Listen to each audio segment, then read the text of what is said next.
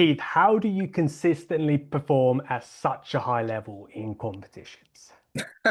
Man, yeah, right out of the gate. Well, I mean, I think that that's they're a hard question to answer, but I think that I'm kind of like backed by a lot of proof in my mind where like I know how hard I've worked in the training room. I know how much I've competed and how whether or not I had success, like that competition still added up to something. So I go into every tournament or every event or every match typically knowing that I've worked harder than someone, and just that confidence boost alone, even if they're significantly better than me, gives me, I think, like a mental edge that helps me perform, and helps me find success against guys that I probably shouldn't, or in situations that I usually wouldn't, or shouldn't.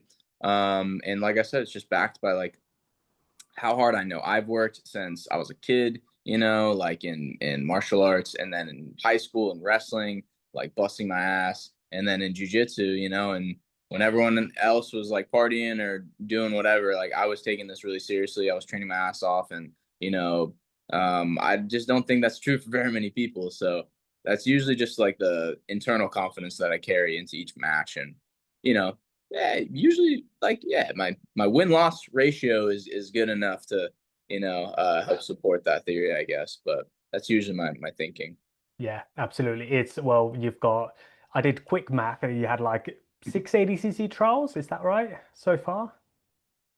That's crazy. I feel like it's been more, but I think you're right. Yeah, Yeah. 6. Six trials, five finals. Yep. One of them converted into Oh winning. And yeah, then your lowest finish out of all the six trials is fourth.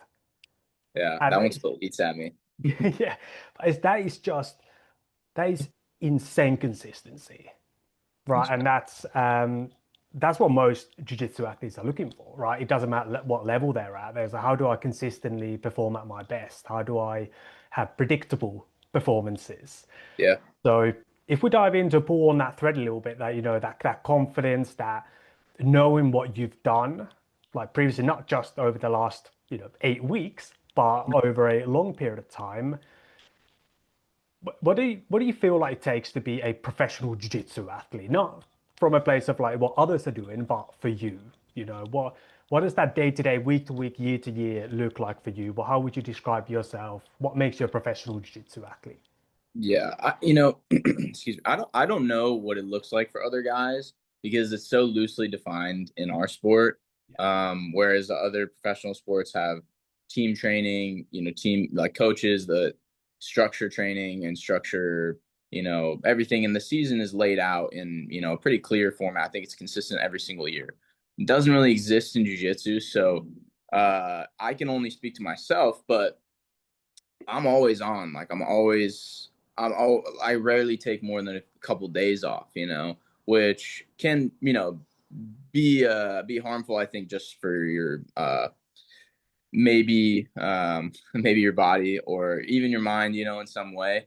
Um I think that it can be hard to stay focused for like the entirety of the year. But for me, like I mean, I rarely lose focus. Like I rarely lose enthusiasm. Maybe some days it dips, some days it's higher, but I'm always training, I'm always on, I'm always trying to get better, I'm always studying myself, studying other people, planning ahead, looking at past results or past performances and dissecting them and trying to improve on them. And and I make a lot of sacrifices to like do this, like it'd be a lot more comfortable for me to use my college degree, get a job in the field that I'd studied in, get a consistent paycheck. Instead, my pay is incredibly inconsistent because I'm spending most of my time traveling down to San Diego, training with PJ, doing the pro sessions, staying down there pretty much all day because it doesn't really make sense for me to drive home so that I can lift down there, I can train a little bit more, and then I can do night class with Boogie,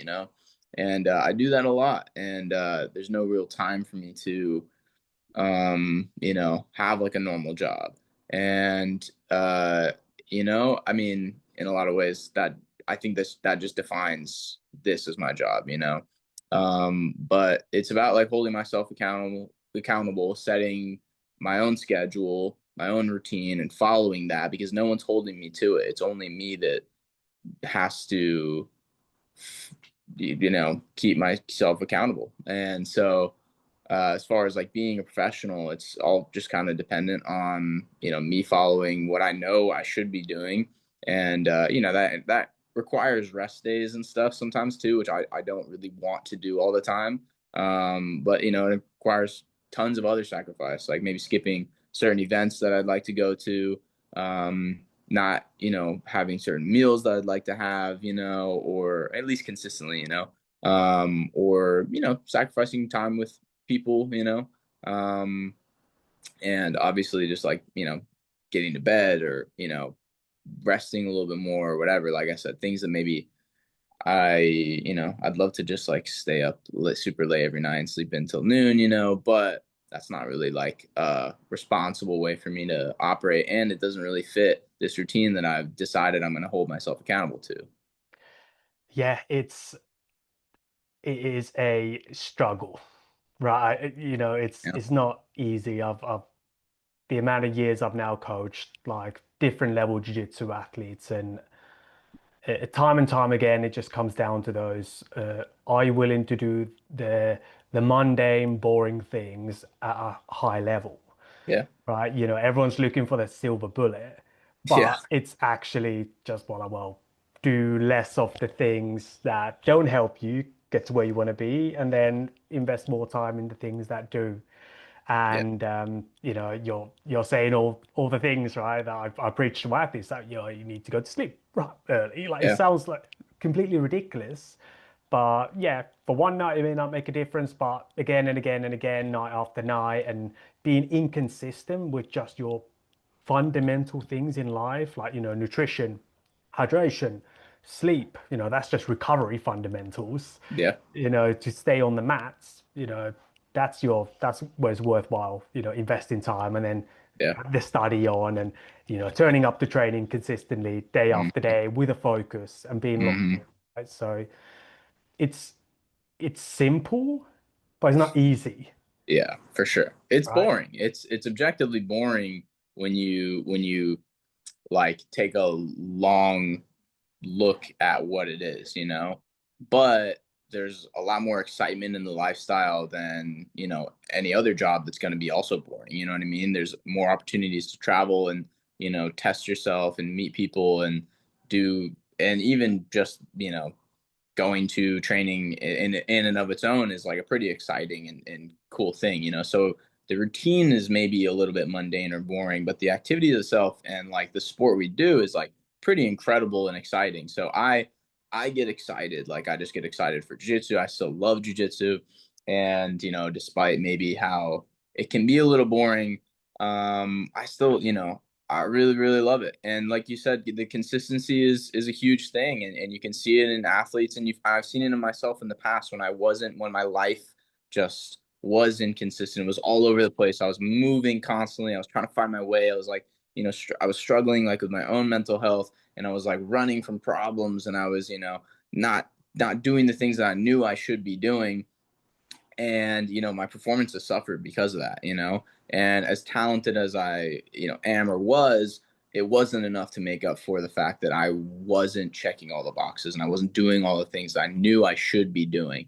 And it took a while for me to kind of reconcile that in my mind. And I had to like really be honest with myself and be like, if you want the things that you want in life, you need to adopt, or you need to do the things that you don't want to do, which is like, I love just bouncing around, traveling all the time, being nomadic, and, just doing my own thing. Like, I love that. But the smart way for me to move forward in my career, and the thing that's going to build me the most success long term, I think, will be to create consistency, stay put, at least for the most part, and put all your eggs into that basket, And while I want to compete, like, my life needs to reflect the consistency that I want in my competition performance. I want, every time I'm out there, for it to almost look the exact same. Like, I don't want like Keith to look really amazing one time and really shit another time. He needs, I need to be relatively consistent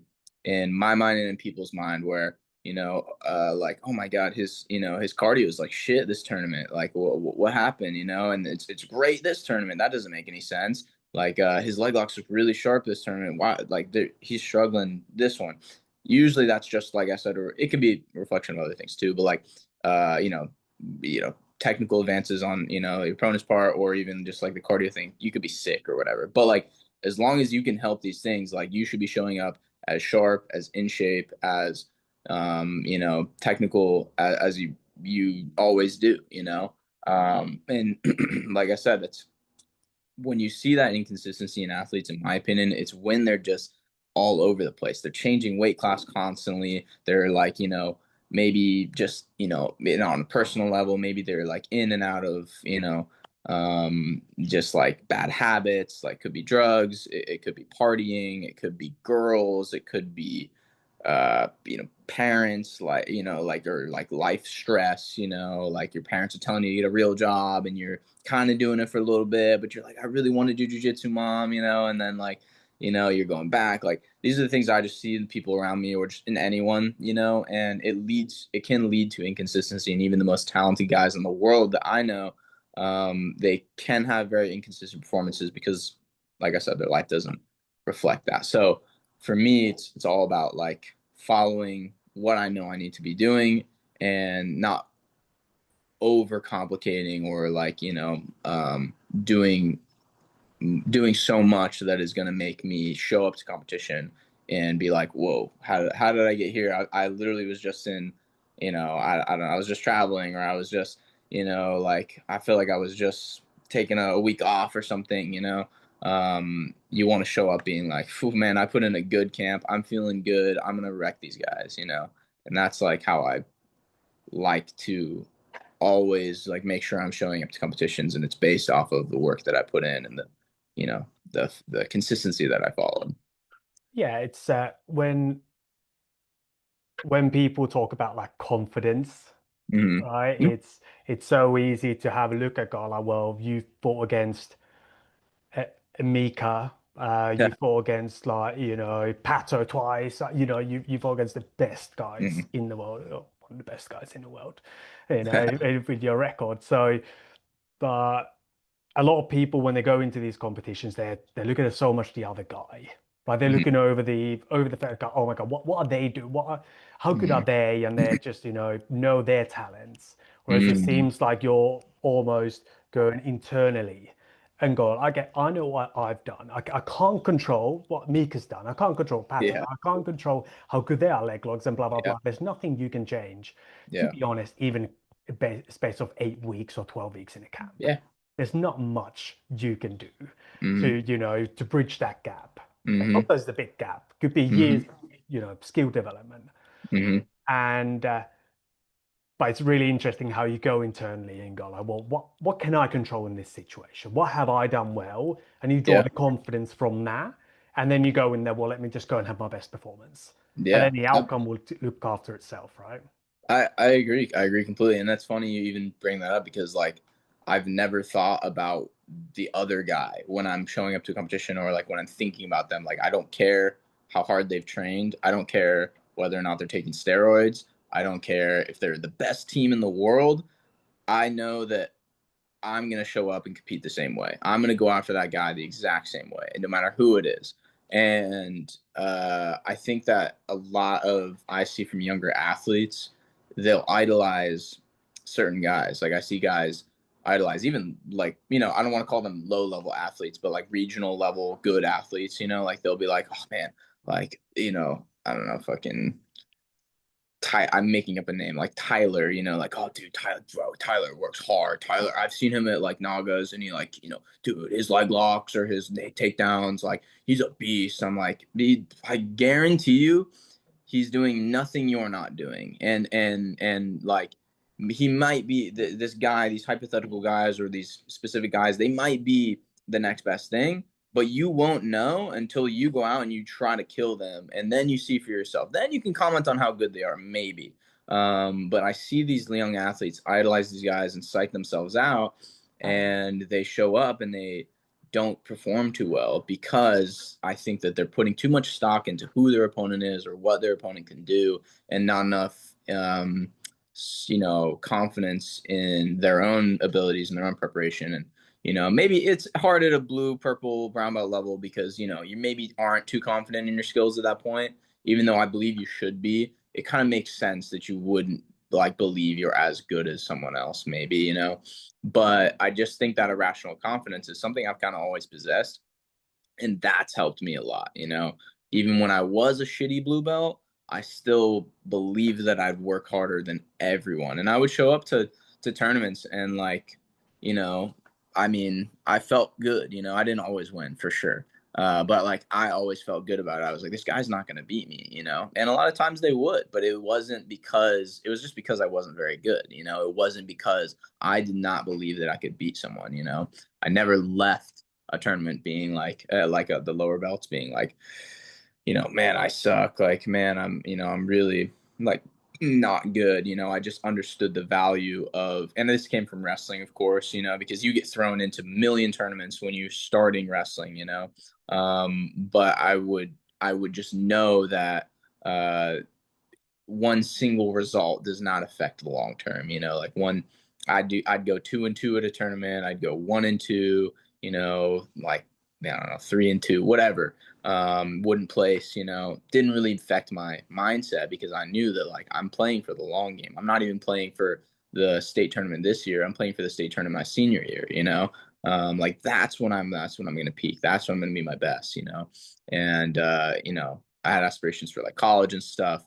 But then when I thought about jiu-jitsu more, I was like, well, it's either wrestle in college and stop there or do jiu-jitsu. And potentially, I saw Boogie, he was 30. When I was in college, he was probably 30, something already. And he was still competing at the highest levels. And I was like, shit. And PJ as well. PJ is a great example. He was in his late 20s and he was still competing at a super high level. I saw him get paid for it. And I was like, oh, I'm definitely going to do that if that's the case, but just circle back, I guess, just my goals were always never on single individual results. They were always long-term, I'm not the best today, but I'm going to be the best someday, and I still carry that. Yeah, it's a really interesting way. I was just scripting some videos for YouTube, and one was about kind of lowering the stakes of the competition. And for certain people, I had a chat like this with Owen Jones, and he likes the pressure, and he's one of these guys that, hey, give me everything. And there's few people like that out there that Mm-hmm. just love the more pressure, and they like to shit up because then that adds more pressure Yeah. on them, whatever it might be. But that is a very good way, what you're doing, lower the stakes to go, well, actually, this isn't do or die. This doesn't really matter that much. It only matters because it's the next one. So let's go in there, let's Mm-hmm. perform. And when you come out of those competitions, what was how did you go about evaluating your performance? Because it sounds like you came away, even with losses, you came away pretty not happy that you lost, but Mm-hmm. okay, you weren't beating yourself up and telling yourself that you were shit. So how did you evaluate your performance on each day? Yeah, so that's the thing is I would get really upset over losses. They would affect me deeply. Only because I work so hard because I care so much. But it it was almost always I know that I could have performed better, And it wasn't that oh, I suck. It was that I had a really high opinion of myself, an irrationally high opinion, like I said. But I would just beat myself up. I would get affected, like I said, very, very deeply by these losses because I just know how hard I work. I know how good I am and how good I can be. And every single trials that I did, and I lost the first three, I think we talked about, before I won the fourth one that I did. And the first three that I came away from, um, I I was always really frustrated because I was never really a make it to the finals guy and lose. I was always you know, if I could make it to the finals, I was typically gonna win. Just my confidence was building as the tournament goes on, and And in general, like each performance to the next, my confidence would just build. And I remember I had a year in 2018 where I had probably like 70 straight wins and like no losses on the calendar year. And I showed up to the ADCC tournament, maybe not the highest confidence because it is a good tournament, of course, and lots of really good guys. But I showed up, and every single match my confidence grew, and I think I hit 5 subs back then. It was like 5 matches before the finals, 5 subs, and then going into the finals, I was so confident against Ethan Krellinston, and I underperformed, and I beat myself up really bad. And it's not because I don't think that Ethan's good or better than me. He was obviously better than me. And it like I said, it wasn't about him. I wasn't thinking about him. Like even to this day, like I just I think about myself. But I remember my confidence grew, my internal confidence grew despite a loss, because I proved to I think to myself that like even if I do make it to the finals and I do lose, I'm still going to come out the other side. And I'm still going to move forward. I'm going to perform just as well, or even better. Like I'm always just going to look at myself and believe in myself. And despite like the humbling losses, like I still thought of myself the same way, and I would still move forward under the assumption that, I'm not playing. This is not a single event. It's not a single tournament. And there's good to take out of everything, even the losses, even the bad performances, which is hard to do. It's hard to take positive away from negative results. But I think that was something that I did pretty well. And like I said, it would affect me, but I would never lose sight of like, who I am. I always believed in myself, and no one was necessarily telling me I was like amazing. I had good teammates and coaches who were supportive, but it wasn't like anyone was like consistently, telling me that I'm really incredible. No one was putting me down either, so that's a good point. Or I guess a good um, you know, indicator was like I was on the right team, because they didn't blow me up in my mind. Like I think they kept me pretty humble. Boogie was really good about like, making sure I was always, showing up to practice immediately after training, after tournaments rather, not too high on my wins, but he would appreciate when I did win, like he would value that, and he would say he was proud of me, or, in less words, even sometimes. But he wouldn't let me lose focus of the long-term goal. And that was huge. But yeah, to circle back, I guess just my um, when I would like lose or whatever, or when I was like coming up, and I was winning or losing, like no one was putting me down, no one was like building me up too high. Like it was all just kind of, I was like internally motivated, and I would just keep following the game plan. The game plan was just train, get better. And it's a formula that like I think kind of stands the test of time.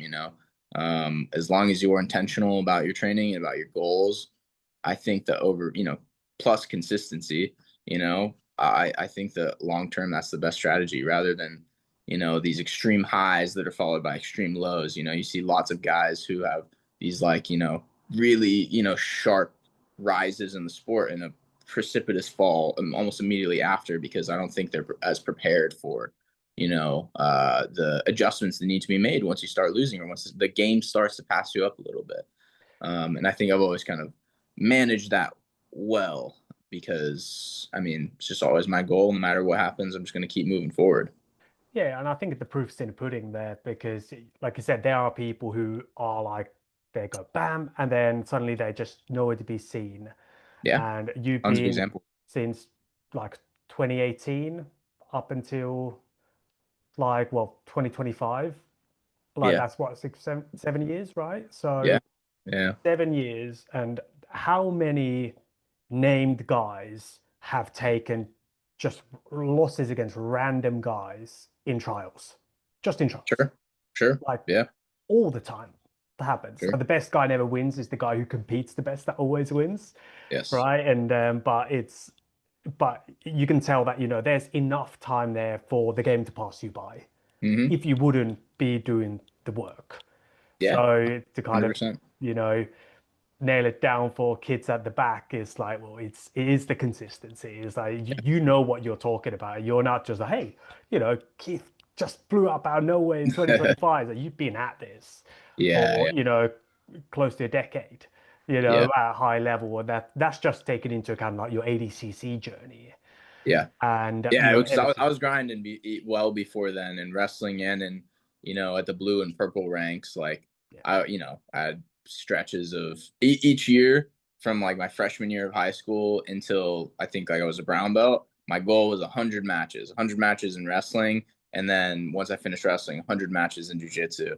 So like it's been longer. And like to your point, people might see me now and be like, oh man, Keith like feels like maybe even feels like he's just showing up, just getting started. But like, and in a lot of ways, I feel like I am. I still feel really fresh, and I still feel like I'm improving at a high rate. But it's because I've put in all this work, all the work well before this, and now I'm at a point. I'm 27. I'm trying to help younger athletes. Either follow. I wouldn't say they have to follow the exact same path. I made a lot of mistakes that I would recommend maybe against. For younger athletes, but I would like to, help. I think other guys, young guys, and girls or whoever, and even just like new competitors, just like find that same path. And what you said about like it struck me just now was the best guy doesn't always win. It's the guy who competes the best who wins, and that's like I think that's just a huge thing to tell a kid or someone. It's like no matter if this guy's better, if he's had like a million titles, it's if he's objectively better than you, that doesn't mean he's gonna win. It's whoever competes best in that match who's gonna win. The match it's 0-0 the start of every single match, Yeah. and I think more people could use that kind of like that almost irrational confidence that I was like describing earlier. Yeah. So, how do you make sure that you are the guy who competes the best in that match? So, for example, how you obviously got your if we start with your camp, Mm, what is that preparation in the lead up to your, for example, some for ADCC trials, what at the moment you're in the middle of EBI camp, mm. right? So, how does camp look different from kind of normal training for you, or does it? Well, it used to not. When I was like, younger, it was just everything looked the exact same. I was always training as hard as I possibly could. I would train with usually with specific intentions. And my strengths happened to line up with what would provide me success at trials and at EBI even, which were the two rule sets that I think kind of like maybe gave me the most exposure and the most like clout within the community. But my strengths were back takes and leg locks. And in both EBI and ADCC, that's a formula for success, I think. But beyond that, like working the rule sets in training was a huge part of, you know, what I would keep in mind. But it was mainly just same thing I'd always do. I would always, work super, super hard. I would train to exhaustion pretty much every session, which is one of those things that I recommend against doing these days. But knowing that I have done that and that I can do that, it was a confidence booster. And I think for me with the whole trials thing and stuff, it was just the thing that I do really well. I feel like I'm kind of like a tournament guy. I feel like my mindset is geared more towards like building confidence as real confidence, like evidence-based confidence as a tournament goes on, right? Like I won that match, I proved that I deserve to go to the next match. I won that match, I proved that I deserve, and builds and builds. And that's what trials is, right? It's like it's a tournament format. EBI, most EBI events were tournaments. Everything I did when I was coming up was a tournament. I think I did one super fight at brown belt, maybe two super fights at brown belt, and the rest, everything else was a tournament. So I would get multiple matches every time, which I thought was amazing because my goal was always most matches as possible. But it was also because I feel like I thrived in that format. I like I said, I had evidence based confidence as the tournament went on, and excuse me. And for the trial specifically, it was usually like, I think one of those things that I would just show up and I would focus one single match at a time. I'd be like, this first guy, I might not beat him. You know what I mean? So I'm giving all my focus to this guy. I'm going to compete my hardest against this guy. And I think like a few trials, like my first matches have been kind of the toughest, you know? I'm trying to remember who exactly, but there was like a big jacked black MMA dude that I fought at a trials one time, and he was like super scary and tough, and he was like one of my toughest matches that day. And I put everything into that match, you know. And once I got through that, I was kind of like cruising the rest of the day because I just built that confidence, you know. And that I think that is like what I would do really well is just every single match is the only match that I'm focusing on. It wasn't, I'm not looking ahead at brackets. I'm not even looking at my opponents. I didn't really know anyone back then. So it was like hard for me to do that. But I would just show up every single match. And, you know, once I got through the match, the next thing I would do is I would find the next guy that I was going against and I would just go sit by his match and I would just go watch him and that was all the intel I needed going to the next match. And then I would, you know, go against that guy, and then same thing. If I won, I would go sit, watch the next guy. You know, like I would keep it in really really small, manageable increments, and those I think that helped me not like make it this massive thing in my mind because like you're not guaranteed success at trials. You're not guaranteed a medal. You're not guaranteed a finals appearance. It's not like wrestling. You don't, you know, if you've placed at ADCC or well, ADCC I guess is different, but if you've placed at trials before, you don't get a bye to the finals. You don't get, you know, a bye to the challenge tournament finals. You know, like you're gonna have to go through the entire tournament. And so for me, like I was okay with that, and it helped me build, like I said, that evidence based confidence as I went along in the tournament. Yeah, and how do you sit down and watch your opponent? Because I need to tell most of my athletes, guys, don't go and watch anybody. Just, you know, Oh, really? you focus on you Yeah. because for a lot of people, it's they end up just watching almost like a highlight reel of the guy. They end up just Mm, picking themselves in their mind, you know, it's, oh, this person's good here, and then they end up dwelling on things that the mm, guy's good. So interesting. how do you approach that when you're watching them? Are you just how are you approaching that so you don't get psyched out because a lot of people will. Yeah, I think I would psych myself out if I watched too much match footage on them, especially if I stalked their like Instagram. Oh, the And highlights, luckily, yeah. this wasn't really a thing back, you know, then like my Instagram was like I would kind of I would maybe be on it every now and then to like send my friends memes, but it wasn't like what it is now, which is this tool to show every part of your life so that people become familiar with you, follow you, and then, you know, obviously that parlays into, you know, more opportunity or whatever, or just brand recognition. But it wasn't really that back then. So, and Flow didn't have like a catalog of matches. YouTube barely had any matches. Like, so I wouldn't really watch a whole lot of match footage on my opponents. I would watch match footage of like EBIs and ADCCs and, you know, Grappler's Quests and, you know, a little bit IBJJF stuff, like all I'd watch tons of match footage, but I wouldn't necessarily watch like my guys my weight, my opponents really, you know, too much. And so when I say that, like I would get through a match and then I would find who I was going to go against next, and I would watch their match.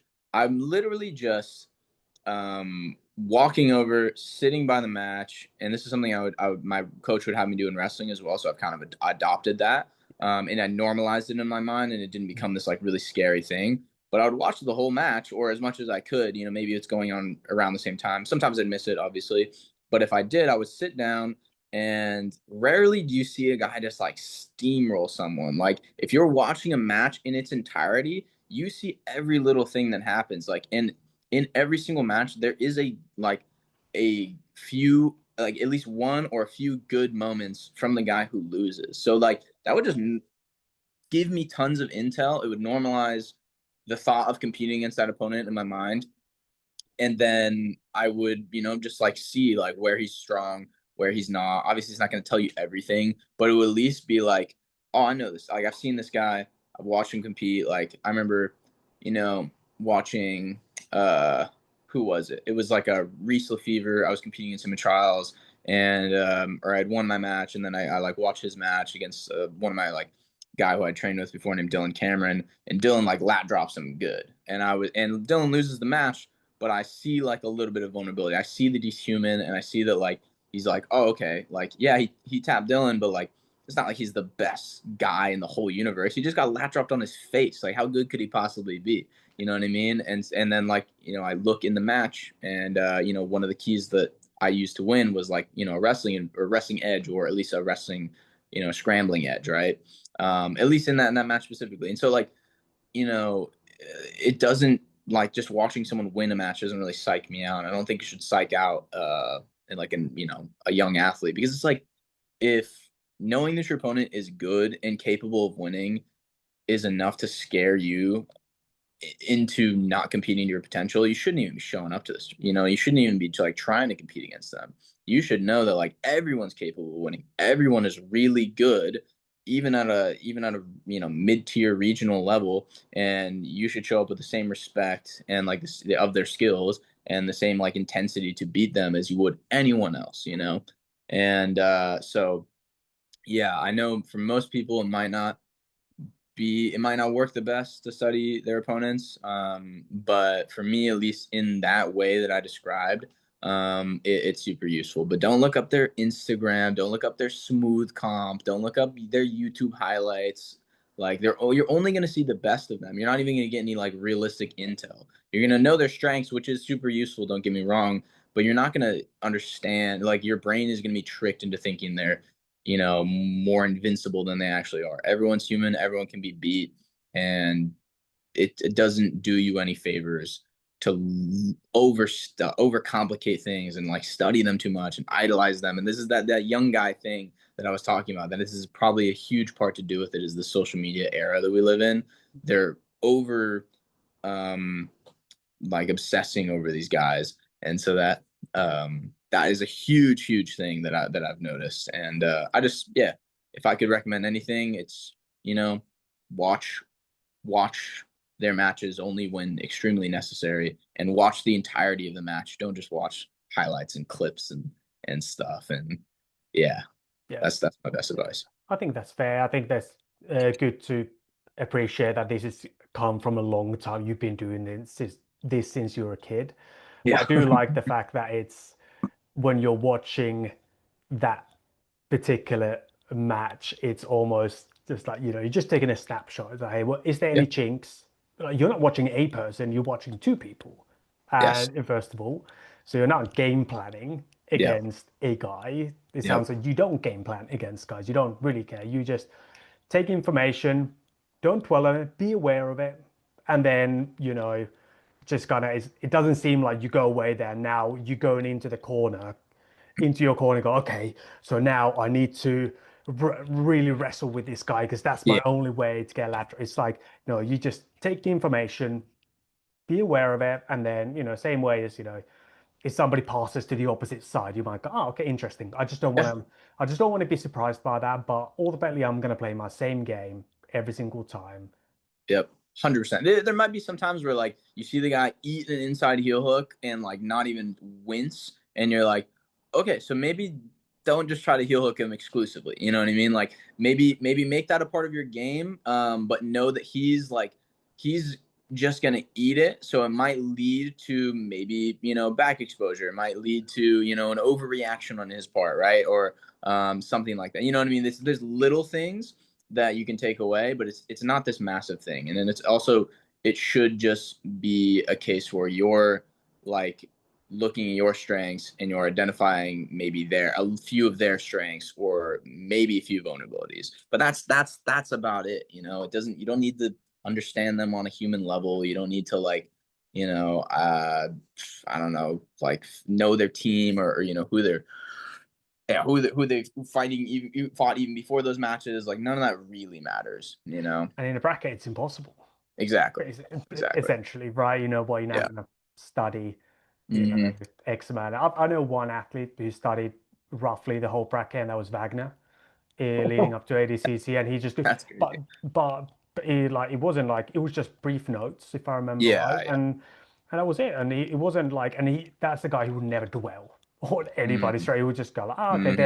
there's my route to victory. Just Yeah, I that can be aware of it. he's a good example of someone that competes pretty much the exact same way no matter who he's fighting. And he has really good success at doing that. And it's interesting that to me that he looks at the entire bracket because I do feel like that's really useful. I wonder if he's benefited by the fact that he already has probably seen most of these guys and he already has an idea of who they are. So like you said, it's It was at brief. ADCC, so I don't Yeah, think he will probably do it like for any like trials I'm or sure. something like that. He's not looking at probably I'm any of sure. these guys, but yeah. Yeah, but that's interesting. That's super interesting, and Wagner is easily one of the best. Like I would describe him as one of the best competitors to ever do the sport. Just competitors, you know. He's not. It's not. I'm not calling him the most accomplished, even though he's super accomplished. He's the ADCC equivalent almost of like what I am at trials. You know, like he has medaled at every ADCC he's done since 2017. That's four straight. You know, like which is an impossible statistic for to even comprehend for like most people, right? And that consistency and that like compare that consistency and that those like evidence-based performances, like I said, like indicates to me that's a very very good competitor. And one thing about Wagner, like just that observationally, like I've seen him lose at an open. I've seen him lose to Marigali. I've seen him lose, you know, like two people all the time. Does not shake his confidence. He goes into the next event with the exact same confidence as he was going to, regardless. That is something that I also think, you know, young grapplers could look to benefit from and to observe and you know and use in their own matches. Yeah, if I could put one quote on Wagner Rocha based on what you just said, is that uh, jiu-jitsu is what he does, not who he is. Yeah, Right? that's a cool one. He's obviously a man of faith, and he's got a family. Like there's so many other things that are above jiu-jitsu Yeah, that, and now he can, it's great to see, him at ADCC, and he got like both of the kids there. It's like, yeah. man, like See, worst case scenario, I'm gonna go and call to my kids. that's Like, what? really cool. Yeah, that is really cool. And I like what he says. Basically, I think he's saying competing is not his identity. And that is something that I've struggled with in the past when I was younger. I see many guys struggle with, and like what I realize now, and I see maybe the guys that I idolize too, like realize as though they get later on in their careers, like they're much more than a jujitsu guy. You know, they're son, brother, boyfriend, business owner, you know, coach, they're a teammate, they're a, they're, I don't know, a lover of movies or art or whatever, you know, like you're much more than just like your wins and losses in jujitsu or even the fact that you just do jujitsu. Like I think that's a pretty bleak way to look at your existence. And although it's like important to have confidence in what you've done, who you are, and who you know you are, it's not everything to be a jiu-jitsu competitor. It's not. It's going to tell you very little about yourself, you know. Sorry, that's mine. Um, my That's bad. okay. I think it's That's coming from the iPad actually. Uh, it's all good. but uh, but yeah, I think all that is just really important. Yeah, I think a lot of people, it's not a conscious thing that they're putting it in their eye, and it's like, Yep. but actually it's something to reflect on. Yeah. But early on, it's like, well, if you are really taking a massive mental health hit in a way Hmm. every time you lose, it's like, well, yeah, you can be upset. You should be upset. You Yeah. invest a lot of time in this sport, but if you dwell on it for long periods of time, and it goes from competition to competition, so it's Yes. almost like this domino effect. Is Hmm. like, and then the other way, like you said, is you're never too high on your wins because that's gone. That's done now. Yeah, well done, proud of you. You won. Back to work. Right? Yes. You competed on Sunday. You're back to training on Monday. Yeah. You lost on Sunday. Well, guess what? Back to training on Monday. Like nothing Yeah. changes. You return back to your fundamentals, to your routine, And because you know the job's not done. If you win, you haven't achieved your goals yet. Yeah. If you lose, you haven't achieved your goals yet. Nothing, Yeah, yeah, nothing yeah, in your life exactly. really changes apart from your feelings got hurt for a little bit, Yeah, which is fine, which for is sure. normal. And then you move on, you flush it, and you learn from it, and you keep moving forward. 100%. I remember our conversation at coffee shop after our training in London Grapple. I asked you to do this spiel on one of my workshops, right? Mm. And we spoke, well, we speak in law about the trial strategy today. But I think that was really valuable thing. If you remember still, you know, what we spoke about, but Yeah, you know, you mentioned broadly, about, yeah, yeah, mostly I remember talking, yeah, that day. That's funny. yeah, it's and you talked about, you know, your strategy and how you were kind of just almost a little bit scared to go to overtime. You just didn't want to go overtime, and Yeah, you know, yeah. kind of aligns with that. Hey, you give everything in that one match. You don't Mm, overlook anybody. You treat every match like a super fight in mm, a way. So mm. tell us a little bit about that strategy, right? You don't look at the other person, but what do you focus on when you go into a match? Yeah, that's so funny. Yeah, I do remember. Yeah, that I do remember saying that, and I remember like that being an actual like feeling of mine in each single match. I was like, man, I just like the thought of overtime is literally like doing another match. It's like doing like a complete separate match. And so I just like dreaded that constantly, you know? And I would operate in each match like I think some guys kind of chill and they'll wait for overtime. You know what I mean? Like I've seen this quite a bit.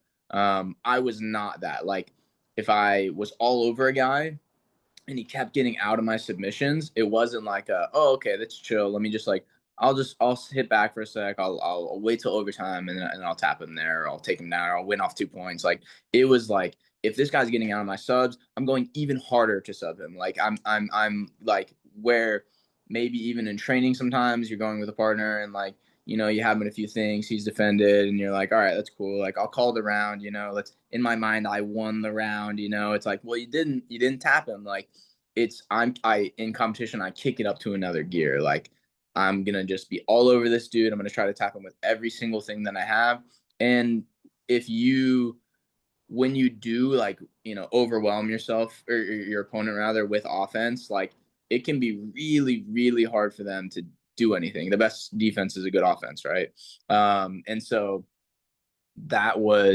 usually would work out for me like I would throw so much of my opponent that like they just never really had a chance to like get themselves back in the match you know and I was never the guy that was like let me just chill to overtime like that didn't benefit me and it also didn't like interest me like the goal was tap someone and get them out of there as quick as possible you know and so yeah it was born a little bit out of fear but it was also just like this is I know this is my path to winning and also this is like the only way I want to win I only want to win by submission a points win meant literally nothing to me it was like equivalent to a loss in my mind and yeah, it was just that's just how I would compete, and that's how I competed in general. But in like sub only EBI rules, like maybe there is less incentive to like push the action, and I was so confident in my EBI overtime that like I could let the match go to OT and probably still win.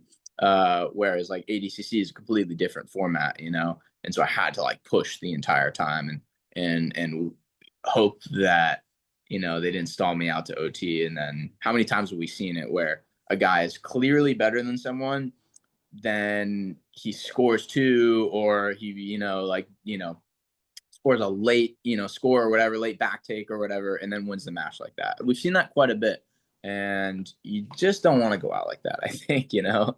No, no, and I think there's maybe inadvertently, or whatever the word is that Mm-hmm. you're uh, for every single athlete that I work with, I speak about effort, body language, competitiveness. Those are the three things that you can control in a jiu-jitsu match. There's a couple Mm-hmm. of more, you know, mental performance wise, but those are the real simplified version. Yeah, those are And great. you're really going with the top two really here. It's Mm-hmm. like effort and competitiveness. Yeah. You were like 10 out of 10 effort and competitiveness from the gate. Yeah, for sure. And if if you do that, this could go one or two ways, right? Either you go in there, you tap them quickly, right? You get the results that you want. Hmm. Second one is that it's going to be a long drawn out match, but you're going to be way more in an offensive cycle than they are, and it's way harder to defend than it is to attack. Yeah, 100%. And And now there's something to say about momentum, right? As well. yeah, that's a good point. That is that like that best defense is a good offense kind of mindset that I was talking about, you know. Brandon, maybe wait until I'm sorry.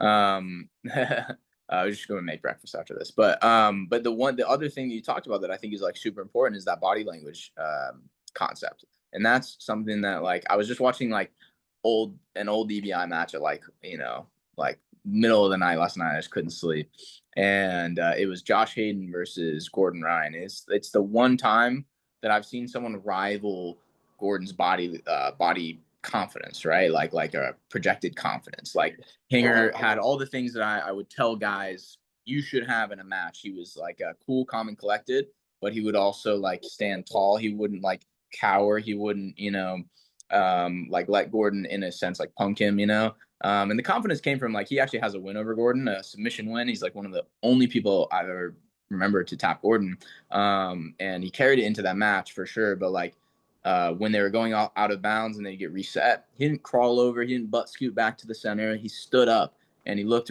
around in the crowd, looked back down at Gordon, and then and then reset. Right when he's like in a submission, he's like looking at it. His face stays the same. He's not wincing. He's not like da, da, da, that stuff plays a huge factor in not just like your opponent's mind when they see that, but also your mind. Like you're telling yourself, it doesn't matter what is happening in this match. It doesn't matter like who this guy is. I still believe in myself. I still know who I am, and I'm gonna act like it.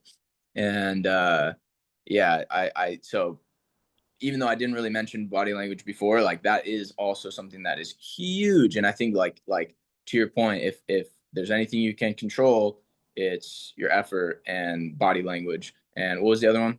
Competitiveness. Competitiveness. Yeah. And I think they all blend together. And those are things that like whether or not you're as good as your opponent, as technical, as accomplished, whatever, you can still compete.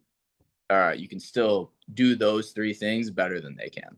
Yeah, exactly. And and that's the last point I was going to go to is that sometimes you give all out effort and you can be as hard as you can, and the guy is at your level, and Yep. then you end up with, or at least effort and competitiveness wise, they're at your level, and then you end up with that MMA guy when you go, Mm-hmm. oh, what would have that looked like if you would have taken 5 minutes off and give him confidence to come at you and compete? Mm-hmm. Right? Like, 100%. now if you're competing as hard as you can and you end up in overtime and you're completely cooked, well, that is exactly what that match needed. There's almost never a scenario that you shouldn't compete as hard as you can and give Yep. full effort. Yep. And you said a really great thing, which is acting, is like, well, let's act that we're not tired. Mm-hmm. Like, uh, one, this is not the greatest of Yeah, yeah. example, but do you remember Cody Steele versus PJ? Like Oh, years back. yes. Yes. Like I haven't seen like PJ's been just blew up since Yeah. that Yeah, yeah. match. So, but it's Asian history. We can talk about it, but Yeah. he like in that moment you could see that Cody's body language going into that overtime was just so much better, Yes. and that is like a prime example of go like at that point I think Cody knew that hey I've got a shot here, Yes. and in wrestling, bad body language is obviously Yeah. standing up, and obviously before a match, good body language is standing up. So they look a Yeah. little bit different, but Yeah. it's whatever that calls, jumping up, being first in the center.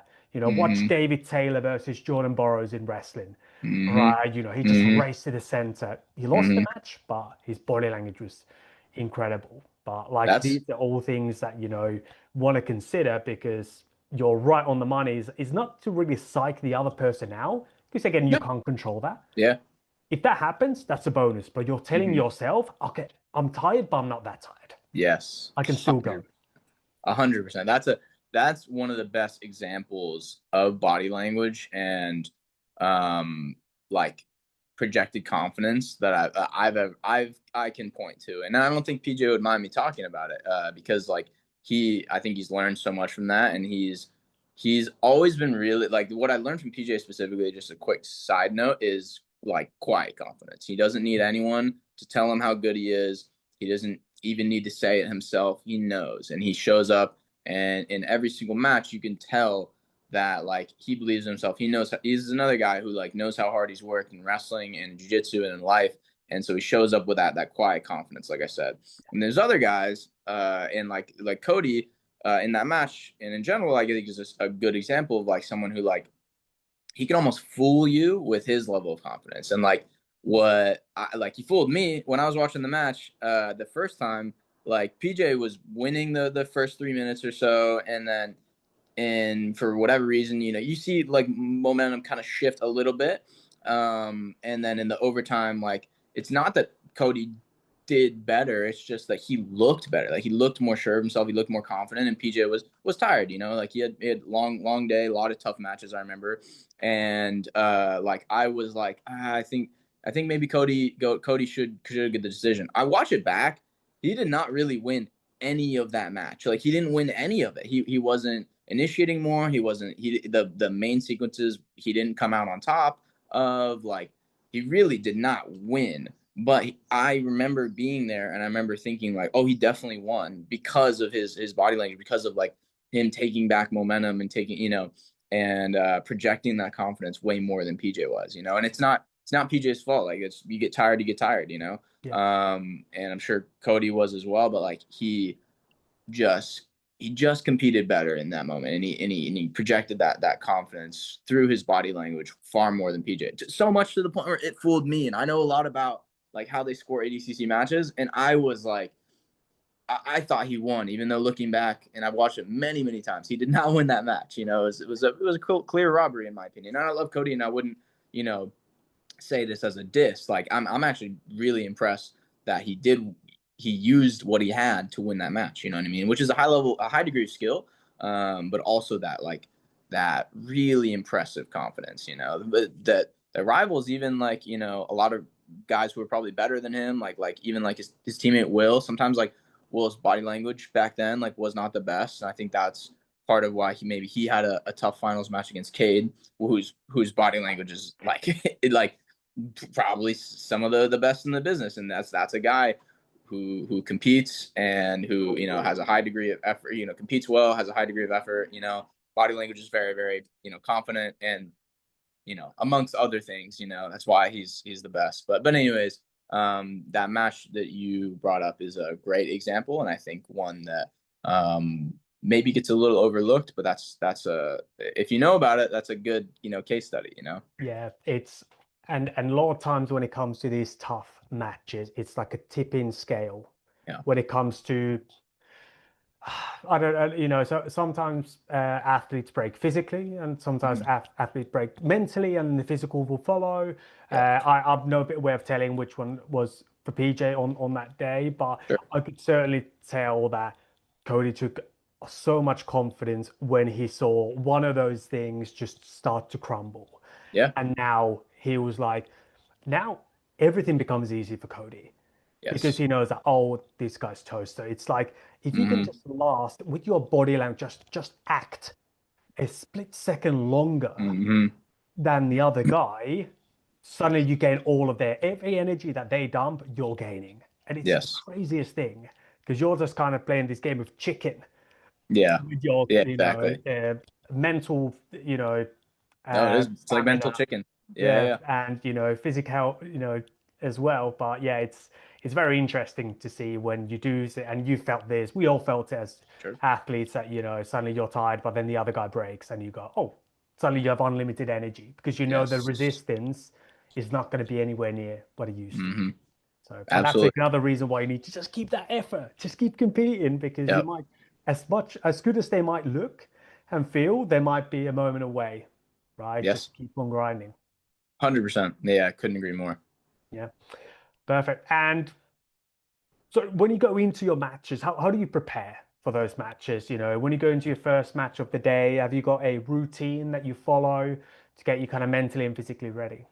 Yeah, so I like I've changed camps on this over the years. Like I used to not prefer to have a routine because, you can't always control everything. You can't always control whether or not you'll have the space to warm up or the or your headphones are charged or, you don't have a warm up partner or maybe just like what there could be there could be tons of things. You show up to the venue late, whatever it is. Like I used to just be like I'm gonna show up. I'm gonna do whatever I need to do to get ready for the match, and then I'm gonna go into the match, right? And that could look like totally different things. Like it could be like jump rope sometimes, a warm up, like a rolling warm up. It could look like just stretching and like slapping my legs. Like could be whatever. Now I'm like in the camp of having a little bit more of a pre-comp routine, and I've heard you and other mental performance coaches kind of talk about how important it is because you're not showing up like hoping that you feel good. You know what I mean? You're actively taking in your hands to set yourself up for success and to like make sure that you do feel good on that day. And yeah, I mean, I think my routine these days is a good warm up. And sometimes it doesn't always look like a hard roll or sprints on the bike or jump rope, whatever. Like that part can still look different. But it is a hard warm up, and I'm putting myself almost in the mindset of like a first match. I get the jitters out of the way. I warm my body, prime my body a little bit physically, and then I'll do like a lot of, and I do this generally, but just like a lot of like gratitude exercises, the deep breathing, all this stuff that like reminds me why I'm there. It gets me excited because I'm like, I generally do get really excited to compete, but like sometimes anxiety, nerves can overtake that feeling of excitement. So like doing the gratitude stuff and like the mindfulness stuff, it does makes me a lot more excited, and I feel a lot better about competing and doing what I'm going to do because of that like kind of just like recentering myself, and that's about it. I have like maybe I'll grab some quick sugar, maybe I'll yeah, I don't know. I'll try to talk to people. I try to like keep things light. I try to like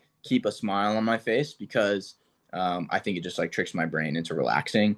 And not that I think you should be totally relaxed going into a match, but you shouldn't be super tense. Yeah.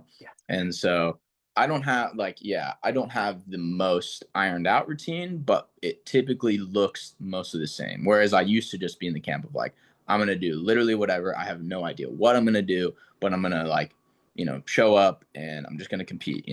And I just, because I think I'd heard Gordon talk about how like you don't do pre-comp routines for like your training, or something. And I was like, that kind of makes sense. I don't think that's like exactly what I listened to, but it was like voices like that, or even just like, I kind of had the same mentality, I was like, what's it going to help? But now I recognize I think that like it can really help and it can be super beneficial. I think to just have that routine ironed out and place yourself in a position to um, compete well. To operate like with your full faculties and your body's primed, your mind is ready, and yeah, all that stuff seems to really help me.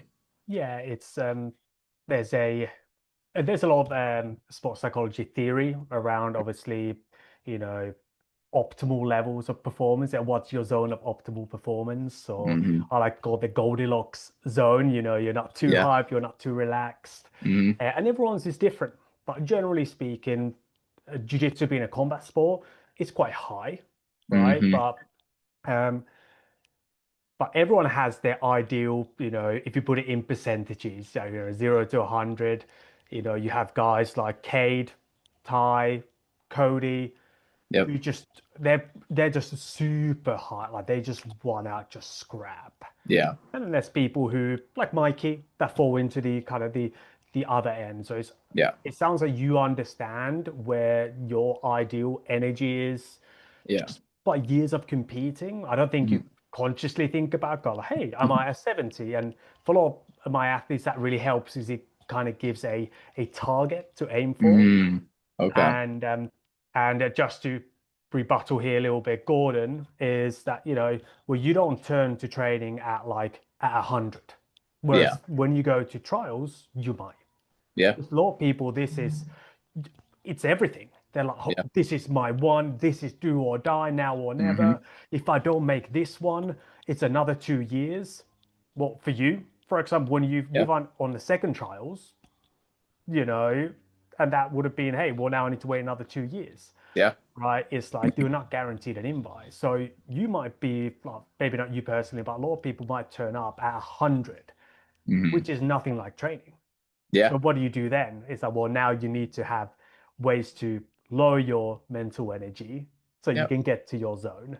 Absolutely. And it's really interesting what you said about your warm up is that I want to get to a mindset of my first match Hmm. because there's no real evidence to show that physiologically a warm up helps you perform better. Warm up is good. Everyone should be doing a warm up, but there's no research to show that hard warm up is going to help you perform better than a lighter warm up. Interesting. However, it might have a huge psychological benefit, Yep. I can see that.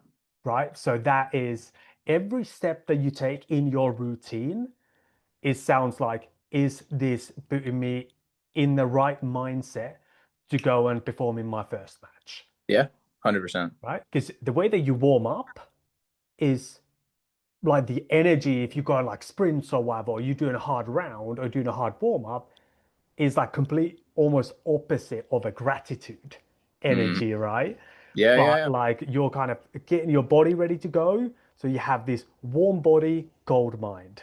Yeah. Yeah. Whereas Exactly. most people come in with a warm mind and a cold Hmm. body, which is like the worst place to go in. You're overthinking, your mind's going 100 miles an hour, but Hmm. you're kind of switching that up Yep. nicely. You go, hey, let me slow my mind, gratitude, perspective. I get to be here. Yeah. Get tos be got tos every single time, Yeah. but some people that I have to win, I have to win. No, you want to 100%. win. 100%. And nothing's at stake here. I want to be here. I choose to be here. I Yep. chose to do this preparation. I prepared well. Let's go and enjoy. Let's go and have fun. I'm excited to be here. Yep. And there's so much to take away from that. There's just one thing somebody does. Say, hey, let me find my energy. Where do I do my best work? You know yours, and you Hmm. do every single time. How do I just get to that energy? And then Yep. you go and perform. And then Yep. you kind of, you take care of that first match, and then that is just like almost just a snowball effect. You go, like, okay, I'm Yeah. good here, and you've got probably routines that you do in between matches, like, hey, go and Yeah. watch your guys, and Yeah, exactly. That one's like once the first match is over, like I don't do the same like type of warm up. I don't like re warm up really. I will. I'll get loose. But by then, like my mind is usually pretty clear. My body is mostly prepped. Like I said, I still got to loosen up. But like it's usually just like the first match. It's the first warm up that are like I got to do those. I got to get those out of the way, and then after that, it's like you're usually in the right headspace. I think personally, and so then it's like it almost behooves you to like go back and do the whole thing again. Like the whole physical warm up, the whole mental warm up and stuff. Like I'd rather I think just stay kind of like what we were talking about, like that like warmish body, that like warmish mind, but not overly hot, not too cold, not overly hot, not too cold, and that seems to help me. And it's hard at trials because it's such a long day. yeah. It's easier at like EBI, let's say, or like any of those events that I used to do. There was like a shorter period of time. Trials different and difficult because there's what like 4 hours in between your first couple matches, then there's like, 30 minutes between like your next three, or four or whatever. And it's like that can change things a little bit, but even still, it's that first warm up, it's that first match that like are I think are tone setters.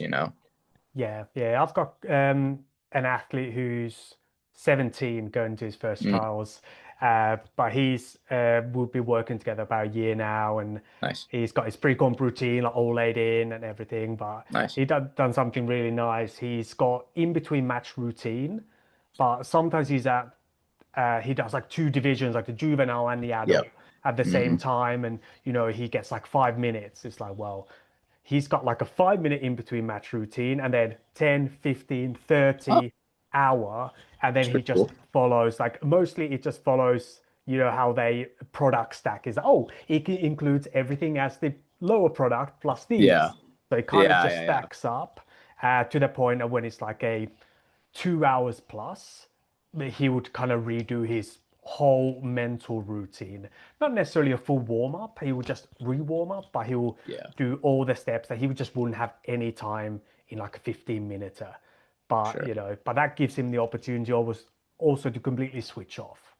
So Mm, he can completely like 2 hours, he would just go in and he would just watch some movies, read some books, completely come out of that mindset. Because, like I said, it can be tiring. He's going to yeah, European tires. That's a 12-hour day. yeah, yeah, Like, it's like, well, now you need to come in and out, yeah, and you need to have the tools to do that. yeah. But different people, different ways, right? I know Owen comes in and out and Mm. loves that, but he's kind of similar to you. He kind of simmers. He puts this, he's not Is boiling, that but he Owen brings or the Owen 17-year-old? Jones. No, Yeah, no, yeah, no. yeah. Owen Okay, yeah, Jones. Yeah. yeah, But yeah, yeah, this guy I was talking about, he's more like, hey, let me come out completely. Let me just relax. yeah. Jasmine's the same. You could just Mm. find her like just doing something. Oh, Pete, and it's like, yeah, Yeah, yeah. I'll yeah, completely yeah, get in a yeah, minute. Or she's watching a film. yeah. One of my other people watches Star Wars every time in between Oh yeah, yeah. matches. Saul, right? Yeah, Yeah, yeah, yeah, yeah, exactly. yeah. Oh yeah. So there's all these different, ways, but it's different strokes for different folks, right? Hmm. But as long as you can get to your first match on the right energy, Yep, done. Well, guess what? Your mentality, one match at a time. Well, now you come out of it, conserve energy, and then you re-get back to that same yep, mental state, and then you reset. And yep. sometimes it's a quick turnaround, sometimes it's a shorter one, but Yeah. either way, the concept stays the same. The techniques might change a little bit more. Everyone's a little bit different, Hmm.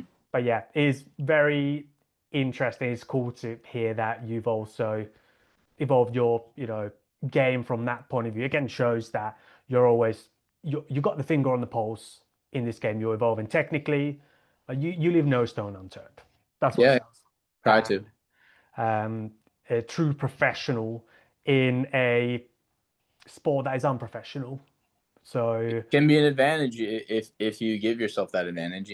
yeah, Um, Otherwise, like if you operate the same way that every other semi amateur, semi professional, person does, I think you're just like leveling the playing field for them. If yeah, you operate the same way that like you think a professional would, even in your mind, that gives you an edge. yeah. And that's one of my big goals is for let people to bring their practice game to competition, and that's why I like to have these talks. They go a little bit less about the gossip and all the other stuff that might be Yeah, more exciting to talk about, but more to serve everyone who's watching. Go, hey, what can I take away from this that I can actually improve? yeah, And for younger athletes, it's more about professionalizing the sport. Like soon, well, the gone are the days that you can just smoke weed with your mates and then expect to make it to ADCC. yeah. Agreed, Like it's, agreed. yeah, some people can get away with it, but very few. Not Very, a very. long-term strategy for success, in my opinion. Um, I rarely see the guys that do that have a 10-year career, or a 10-year plus career. Usually they fizzle out the same way that like their mind fizzles out. Like you're.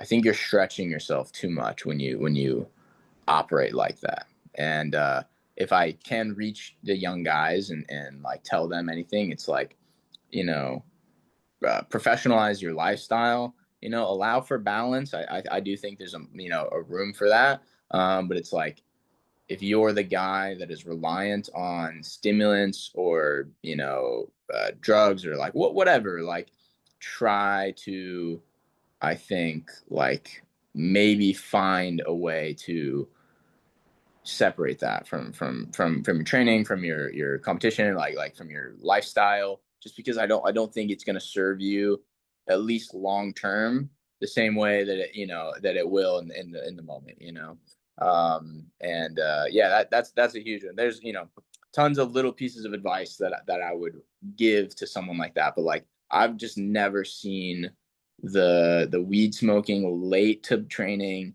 like guy have long-term success. I've never seen it. I don't think it'll ever happen.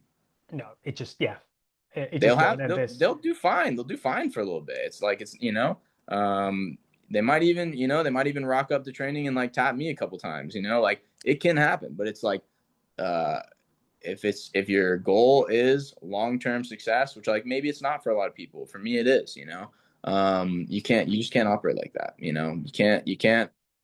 can't like force your body to fight against you. You need it to be working with you the entire time. yeah, if you're tired before training, have some sugars, Yeah, right? yeah, yeah, Have yeah. some sugars Coffee to, or yeah, whatever, do nothing something like that. excessive, but Yeah. but yeah. If you can't recover, then you need to sleep more, right? Yes. You don't need all these extra curricular things. It's like it's Yeah. just so simple. Eat better, drink more, fluids, Yeah. you know, sleep more, and you're gonna be covering 98% of what you need to be doing. And then turn up with Exactly. a little bit of intention each training session, Yep. consistently, basically just bringing it back exactly your formula, Yeah. what you said. So 100%. yeah, it's incredible. I'll have it. One last question, and then I'll let you Please. go. I kept you long enough. No worries. What do you know now that you wish you knew when you got started competing in jiu-jitsu? So many things. I was editing an Instagram carousel that I'll post probably after this. But it's basically the same thing. It's things that I wish I knew sooner. Um, and maybe one of them is like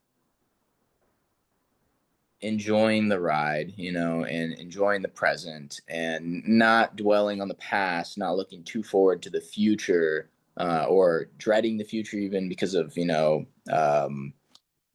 being unable to know what's going to happen, like fear or whatever, or anxiety. Just enjoying the present moment. Like that's been huge for me in life and in general. And that as I get older, I'm 27, but like I am valuing this time of my life a lot more than, I did my early 20s and my teens, because time was abundant and experiences were plentiful, like new experiences were plentiful, and like I just took it for granted. Now it's like every single day and every single training session, competition, opportunity. Like I value it a lot, and I'm just like I'm not really looking too far in the future. Not kind of what we were talking about before the call. Like I'm playing everything by ear. I'm really just focused on now, like what's right in front of me, and not what's been behind me for 10 years. It's easy to beat yourself up over the past and over mistakes and over anxiety or whatever. It's really easy to do that, but I think the like more important thing and just like a goal for everyone moving forward should be, like enjoy every moment, be grateful that you're in a position that you're in, count your blessings, because it's like everything could be taken away in an instant. And if you spent every single day living in fear or regret or, you know, I don't know, just whatever, like the woe is me kind of guy, like I can't stand being around people like that, and I try to never be that person, because I just don't think it serves anyone. It doesn't serve you. It doesn't serve the people around you, and it just like leads to less enjoyment in life. And so I wish I knew that sooner. Like I wasn't ever really the woe is me kind of guy. Like it wasn't like the I can't catch a break dude, because I was always the one that was putting myself in situations to have success or failure. It wasn't anyone forcing it to me. It wasn't the universe, like putting me there. Is me taking control of my goal, of whatever outcome, and I was accepting of that. But I was maybe the guy who was like, I was regretful, or not even regretful. I was just like, I made a lot of mistakes, and like I did a lot of things that, were affecting my present, and it was holding me back, stopping me from moving forward. Or I was, just like too anxious about the future. I didn't know what I was gonna do. I didn't know, if jujitsu was gonna work out. I didn't know if, like what my life was gonna look like. And instead, I've just kind of come to accept that like every single day is a gift and a blessing, and I'm going to enjoy that. And I'm going to try my absolute best to make every moment count. And that's one of the main things I would recommend to any young guy or person or whoever. And that's definitely something I wish I knew sooner, but I operate pretty clearly on these days, which is it's good, I think. Yeah, I think that's just great life advice, right? Gratitude's Sure. the attitude. Yeah, Be where exactly. your feet are. Yeah, yeah, exactly. I love it. Brilliant. Awesome. Thank you very much, Keith. I Thank you. appreciate you. Good luck at EBI and Thank you, all bro. future endeavors. I appreciate it. Now, if you like this conversation with Keith, you'll probably like this conversation with Owen Jones around competition mindset.